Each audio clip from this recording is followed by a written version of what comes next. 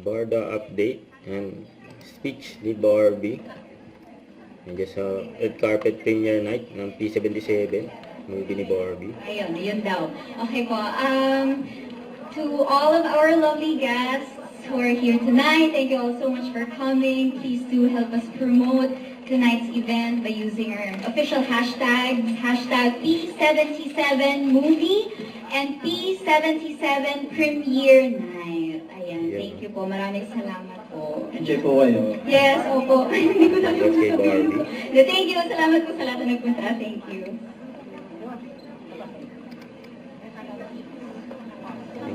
May katabi niya si Derek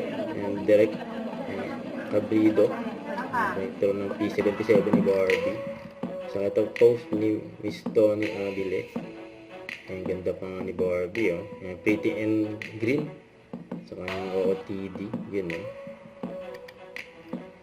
Congrats kay Barbie sa bumubuo ng P77 ng horror movie. Siyempre, full support din. Ayan si David Lecauco para kay Barbie. Ayan, oh. Isa din sa mga inabangan dyan. Ang battle siyempre dyan si David. Ayan. Ang tinawag na si David. Ayan. Post yan ng David Troops Official. Magandang gabi, David. Yun na. David, kamustahin mo na sila. Yun, oh. Hi everyone. Hello sa mga Barbie officials. Hello. Oh, kayo nakapayinabangan. Kayo nakapainihin. Ikaw yung naabangan nila, pare.